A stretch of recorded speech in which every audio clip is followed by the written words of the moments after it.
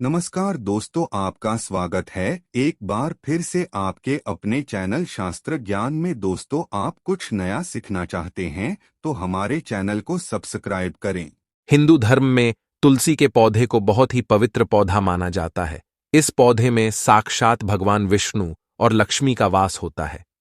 भगवान विष्णु तुलसी पत्र के बिना किसी भी प्रकार का भोग स्वीकार नहीं करते हैं।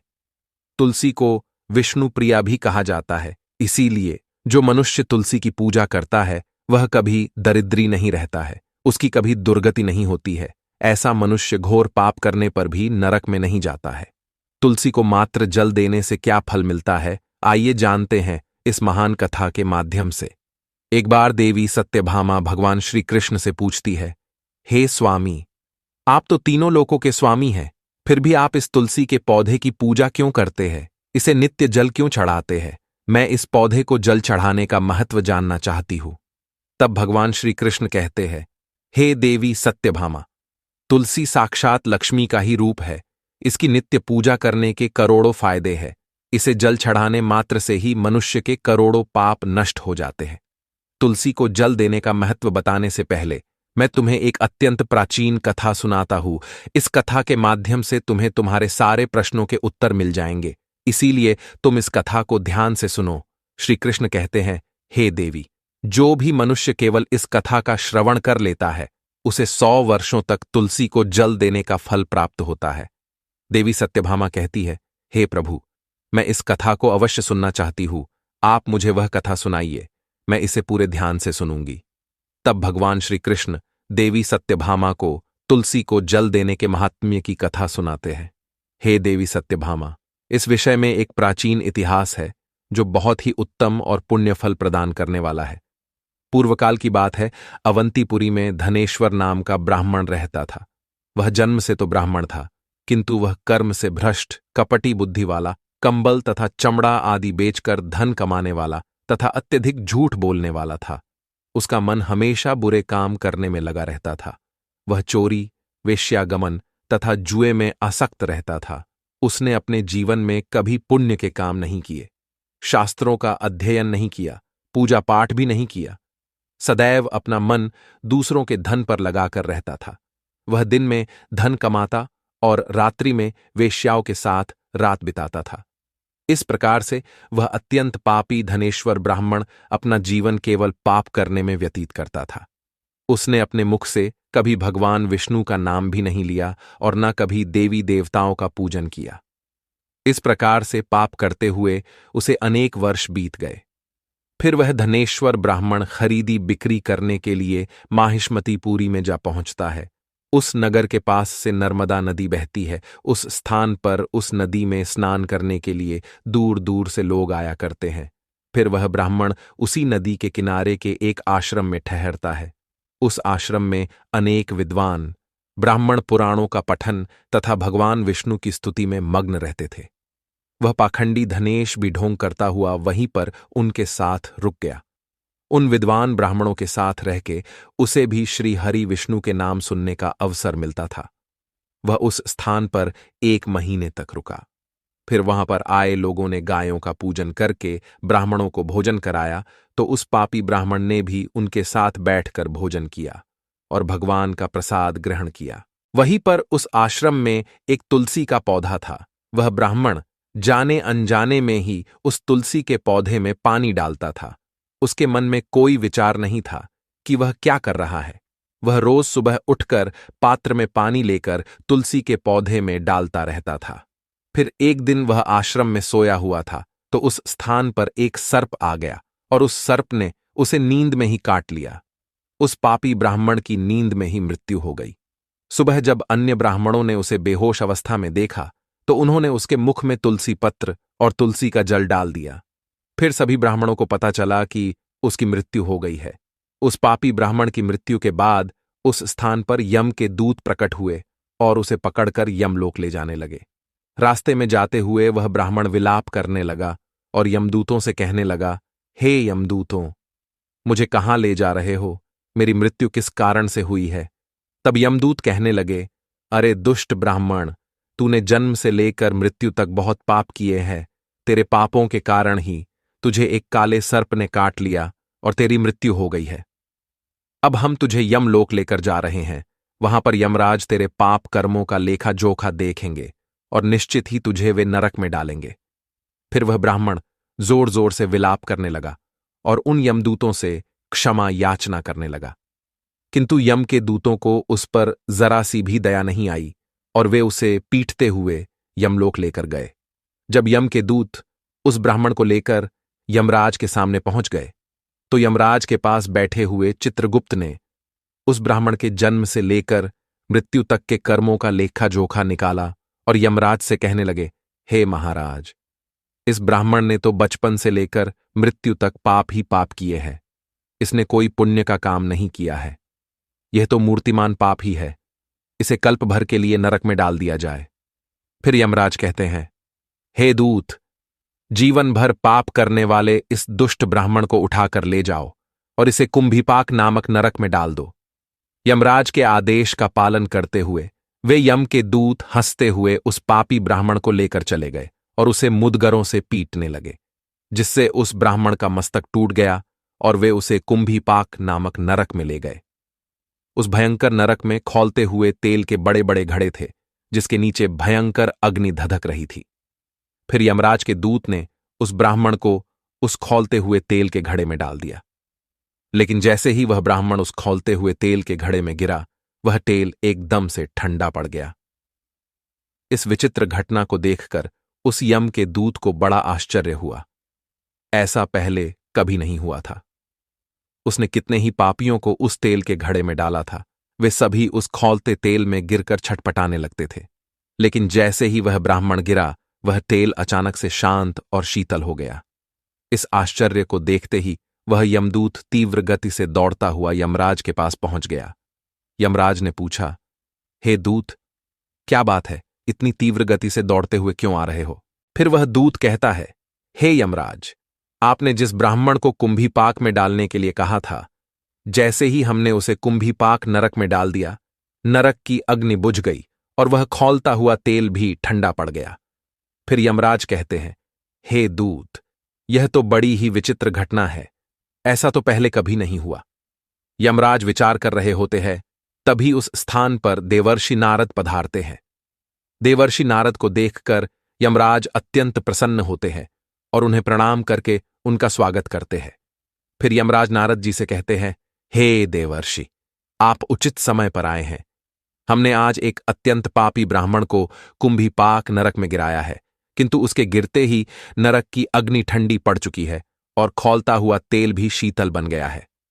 तब देवर्षि नारद यमराज से कहने लगते हैं, हे धर्मराज, आपने जिस ब्राह्मण को कुंभीपाक नरक में डाला है, वह नरक में डालने योग्य नहीं है, क्योंकि इस ब्राह्मण के द्वारा अनजाने में ही ऐसा कर्म हो गया है जो नरक का नाश करने वाला है।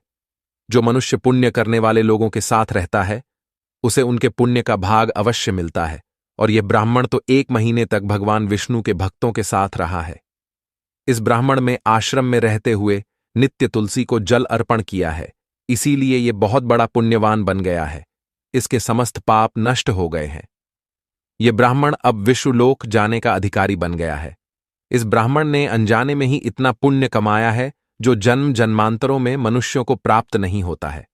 इसीलिए आप इसे नरक में न पकाओ। इस ब्राह्मण के पापों के लिए इसे केवल इतना दंड दो, इसे नरक लोक का दर्शन कराओ।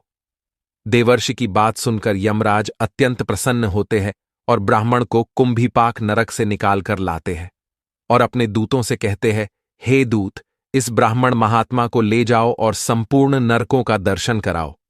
फिर यम के दूत उस ब्राह्मण को ले जाते हैं और संपूर्ण नरकों का दर्शन कराने लगते हैं।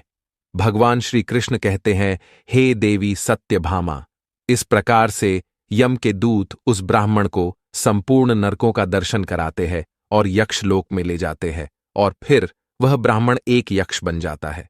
श्री कृष्ण कहते हैं, हे देवी, वनस्पति नाम तुलसी, मासा नाम कार्तिकः प्रिय, एकादशी तिथि नाम च क्षेत्राणाम द्वारका मम। वनस्पतियों में मुझे तुलसी प्रिय है, मास में कार्तिक मास, तिथि में एकादशी और क्षेत्र में मुझे द्वारका प्रिय है। इसीलिए जो मनुष्य नित्य तुलसी की पूजा करता है, तुलसी को जल देता है, वह मुझे सबसे अधिक प्रिय है। उस मनुष्य की कभी दुर्गति नहीं होती है, वह कभी नरक में नहीं गिरता है। जिन घरों में तुलसी का पौधा सदैव ही हरा भरा रहता है, उस घर में सुख, शांति और समृद्धि बनी रहती है। भगवान विष्णु की पूजा में और उन्हें चढ़ाए जाने वाले भोग में तुलसी के पत्र अवश्य होने चाहिए, क्योंकि तुलसी पत्र के बिना भगवान विष्णु किसी भी प्रकार का भोग स्वीकार नहीं करते हैं। इसीलिए प्रत्येक घर में तुलसी का पौधा अवश्य होना चाहिए। अगर आपके घर में तुलसी है तो सुख, शांति और समृद्धि के लिए तुलसी को चुनरी अवश्य चढ़ानी चाहिए। हमेशा ध्यान रहे कि तुलसी का पौधा चुनरी के बिना अधूरा होता है। तुलसी केवल एक पौधा नहीं है, बल्कि वह देवी है, विष्णु पत्नी है। इसीलिए तुलसी को चुनरी अवश्य ही चढ़ानी चाहिए। इससे पति पत्नी में प्रेम और विश्वास बढ़ता है। घर में रहने वाली महिलाएं सदा सुहागिन और सौभाग्यशाली रहती है। तुलसी का विवाह भी अवश्य करना चाहिए। इससे मनुष्य के सभी दुखों का अंत होता है और सांसारिक जीवन सुखमय बीतता है। तुलसी के पौधे के पास अपने मुख से अपशब्द नहीं बोलने चाहिए। तुलसी के पास भूल से भी जूते, चप्पल अथवा झाड़ ढू पोंछा नहीं रखना चाहिए। इसे पाप माना गया है। जहां पर तुलसी का पौधा हो, उस स्थान के आसपास थूकने से घोर अनर्थ होता है। तुलसी के पास जल से भरा हुआ पात्र भी नहीं रखना चाहिए। तुलसी के पौधे के पास दीपक जलाने के बाद दीपक को वहां से हटा देना चाहिए, क्योंकि तुलसी के नीचे बुझा हुआ दीपक रखना अशुभ माना जाता है। जिस स्थान पर भी तुलसी का पौधा होता है, उस स्थान को हमेशा ही स्वच्छ रखना चाहिए। इसीलिए नियमित रूप से तुलसी के पौधे का पास साफ सफाई का ध्यान रखें।